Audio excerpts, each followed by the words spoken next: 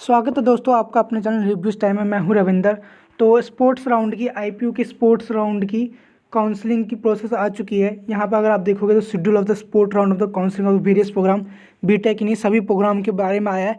तो हम इसके बारे में अच्छे से जानेंगे, कौन कौन अप्लाई कर सकता है, कितनी फीस है और क्या क्या सब कुछ हम जानेंगे, एक एक चीज़ पॉइंट जानेंगे। तो जुड़े रहना इस चैनल पर। और वीडियो थोड़ी लंबी हो सकती है तो वीडियो पूरी देखना।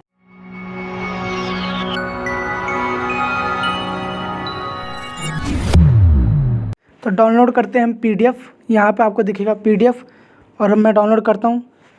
पीडीएफ में ओपन करते हैं तो एक एक चीज़ हम अच्छे से जानेंगे। तो यहाँ पे आप देख सकते हो आपका ये पीडीएफ आया है 11/12/2020 को, मतलब कल आया था आपका ये पीडीएफ।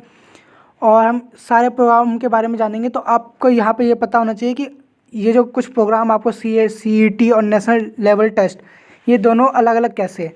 तो CET जो है वो IPU एग्ज़ाम कंडक्ट करवाता है और नेशनल लेवल टेस्ट जैसे कि JEE मेन और नीट होता है वो एग्ज़ाम कंडक्ट करवाता है।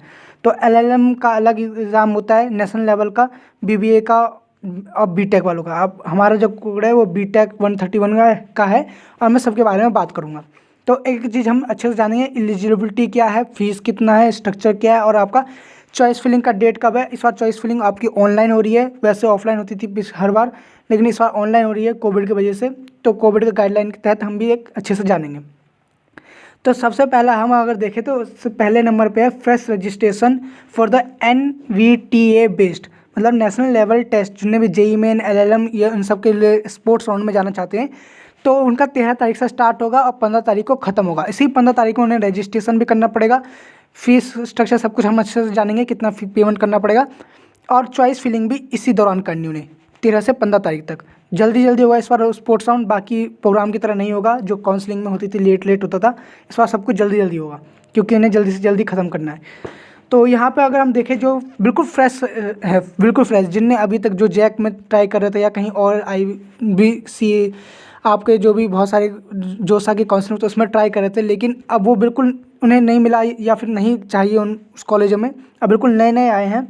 तो उन लोगों को सबसे पहले 1200 रुपये का रजिस्ट्रेशन चार्ज देना पड़ेगा और 1000 रुपये का काउंसलिंग चार्ज देना पड़ेगा एंड 100 रुपीज़ का आपको स्पोर्ट्स राउंड चार्ज देना पड़ेगा। टोटल आपका हो जाएगा 2300 रुपये आपको पेमेंट करना पड़ेगा। जिनने जो बिल्कुल नए हैं, जिनने अभी तक IPU की कोई सी भी काउंसलिंग में पार्टिसिपेट नहीं किया, मैं उनके लिए बात कर रहा हूँ। जो नेशनल लेवल के टेस्ट से आते हैं, नीट वाले, JEE मेन वाले, LLM वाले, तो उनको 2300 पेमेंट करना पड़ेगा। बिल्कुल नए हैं और वो आपका credit card, net banking, debit card से आप पेमेंट कर सकते हो।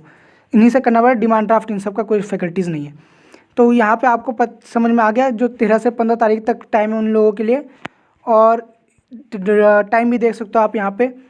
और हम आप बात करने वाले हैं, ये देखिए आप जिन लोगों ने पहले ही रजिस्ट्रेशन चार्ज कर रखा है उन्हें बस मान लो जिन कुछ बच्चे ऐसे हो सकते हैं जिन्होंने रजिस्ट्रेशन कर रखा होगा 1000 रुपीज़ का, लेकिन काउंसलिंग में उन्होंने पार्टिसिपेट नहीं किया, 1200 रुपये 1000 रुपये दे के काउंसलिंग में पार्टिसिपेट नहीं किया, तो वो बस 1000 रुपये देंगे और 100 रुपये देंगे जिनने काउंसलिंग में पार्टिसिपेट नहीं किया। अगर हम इसके बारे में अच्छे से जानेंगे, अगर मैं लेके जाऊँ, अब मैं थोड़ा नीचे लेके जाऊँगा थोड़ी देर बाद एलिजिबिलिटी के बारे में। जो CET एग्ज़ाम, क्योंकि जो CET एग्ज़ाम दिए होंगे उनने 2200 रुपीज़ पहले पेमेंट कर दिया, तभी वो एग्ज़ाम दे पाए थे। तो उन्हें अब बस जो बिल्कुल नए हैं, बिल्कुल नए, मैं कह रहा हूँ नए वाले, तो उन्हें 1000 रुपये देने होंगे और 100 रुपये देने होंगे। स्पोर्ट्स राउंड का 100 रुपये चार्ज है और 1000 रुपये काउंसलिंग की फ़ी है। लेकिन जो पहले से काउंसलिंग में पार्टिसिपेट कर रहे हैं तो उन्हें 1000 रुपये देने की जरूरत नहीं है, उन्हें 100 रुपीज़ देने की ज़रूरत पड़ेगी।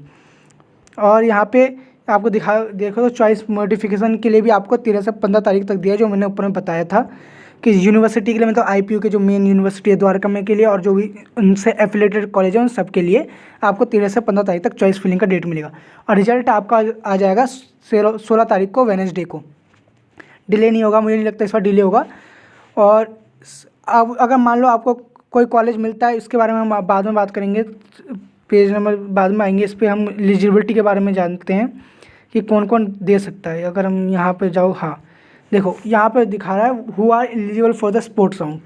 तो जो जिनने कोई सी भी अभी तक नहीं करा, ना रजिस्ट्रेशन करा, ना ही किसी काउंसलिंग में पार्टिसिपेट करा, ना ही स्पोर्ट्स राउंड में तभी होगा, तो वो सारे के सारे एलिजिबल हैं, कोई भी बंदा आ सकता है इस समय।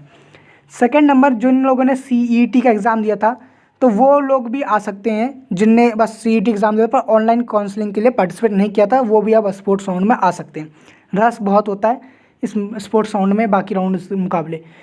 और जो बच्चे ने सीट मिली थी ऑनलाइन काउंसलिंग में पार्टिसिपेट भी किया था, एकेडमी फ़ी 40,000 पे भी कर रखा है, मतलब उन्हें कॉलेज भी मिल गई है, 40,000 पे भी कर रखा है, इंस्टीट्यूट विजिट भी कर रखा है, तो उन लोगों को भी वो भी पार्टिसिपेट कर सकते हैं। जैसे मान लो कुछ बच्चे महाराजा अग्रसेन में होंगे, MIT में, इंजीनियरिंग की बात कर रहा हूँ, अगर वो चाहते कि मैं उस द्वारका वाले IPU में जाना चाहता हूँ, USICT में, वहाँ पे मैं क्योंकि फ़ीस कम है तो वहाँ पे जाना चाहता हूँ, तो वो भी पार्टिसिपेट कर सकते हैं। उसके लिए बस उन्हें बाद में बताऊँगा, और नीचे में लिखा हुआ है 5,000 रुपीज़ एक्स्ट्रा देने होंगे अपग्रेडेशन चार्ज, अगर उन्हें कॉलेज मिलती है तब। अभी नहीं, अभी तो उन्हें बस 100 रुपये पेमेंट करने होंगे, क्योंकि उन्हें काउंसलिंग में पार्टिसिपेट कर रखा है तो उन्हें बस 100 रुपये देने होंगे। लेकिन मान लो उन्हें वो कॉलेज मिल जाती है, अपग्रेड करके उन्हें कॉलेज मिल जाता है, अपग्रेड करके ब्रांच मिल जाती है, तो उन्हें 5,000 पेमेंट करनी पड़ेगी। और हम नीचे चलते हैं। नीचे आपको यहाँ पे देखोगे जो बच्चे अलॉटेड हो चुके हैं, पार्टिसिपेशन फ़ी पेमेंट कर दिया है, जिन बच्चों को रिपोर्ट नहीं किया, जैसे मान लो कुछ बच्चे होंगे जिनने 40,000 पेमेंट भी कर दिया होगा, स्लाइडिंग राउंड के बाद उन्हें 10 तारीख तक जाना था और वो लोग नहीं गए, उनके 40,000 अभी भी बच्चे में, अगर उन्होंने विड्रॉल कर लिया तो भी वो भी पार्टिसिपेट कर सकते हैं। यहाँ पे देखोगे तो अगर विड्रॉल कर लिया तब भी वो पार्टिसिपेट कर सकता है। अब मान लो विड्रॉल नहीं किया तो 40,000 तो हैं ही आपके पास, तो आप ओनली 100 रुपीज़ दो, स्पोर्ट राउंड में जाओ। अगर आपको स्पोर्ट राउंड में आपका हो जाता है तो बहुत अच्छी बात है, नहीं तो आप 40,000 वो विड्रॉल करवा लेना, जो उनसे कॉलेज में आपको चाहिए अगर वो मिलता है तो बहुत अच्छी बात है, नहीं तो आप विड्रॉल करवा सकते हो। और जो बच्चे एडमिटेड नहीं हुए थे अभी तक वो सब भी कर सकते हैं, जो उन्हें फ्रीज़ कर रखा है तो वो भी जा सकते हैं। मतलब कि एक तरीके से बताऊँ तो हर राउंड में, कोई से भी राउंड में अगर कॉलेज मिला नहीं मिला, आपने विड्रॉल कर लिया सीट, क्या कहते हैं, इंस्टीट्यूट विजिट नहीं किया, कुछ भी नहीं किया, आप सब के सब जा सकते हैं स्पोर्ट राउंड में। स्पोर्ट राउंड में आपको कोई क्राइटेरिया नहीं होता कि ये OBC ST है तो इन सब के लिए फ्री रहते हैं।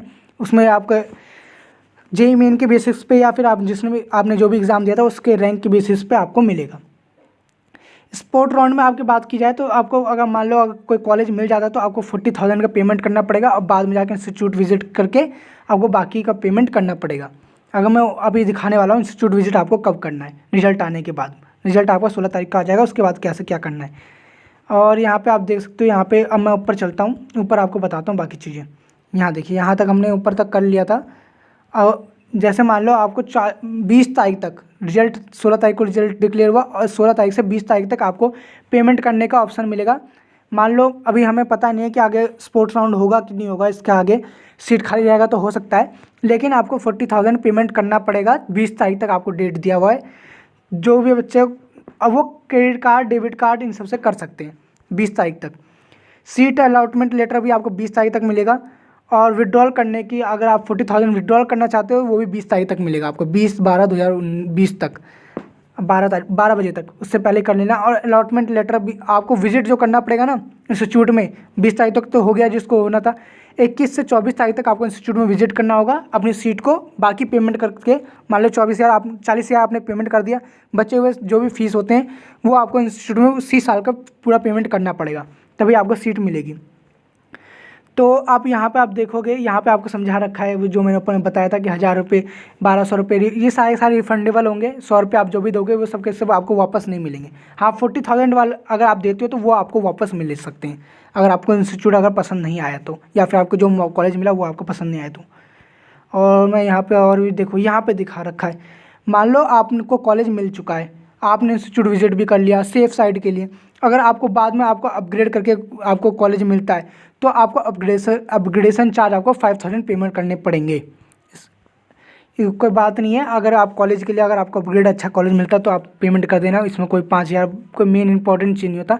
अभी आप 100 रुपये ट्राई करके स्पोर्ट राउंड में जा सकते हो। अब यहाँ पे देखोगे तो 100 रुपये नॉन रिफंडेबल है, आपको वापस नहीं मिलेंगे वो। और यहाँ पे कुछ और मैं आपको यहाँ पे एलिजिबल तो बता ही दिया है मैंने, आपको एलिजिबल सारा कुछ बता ही दिया है।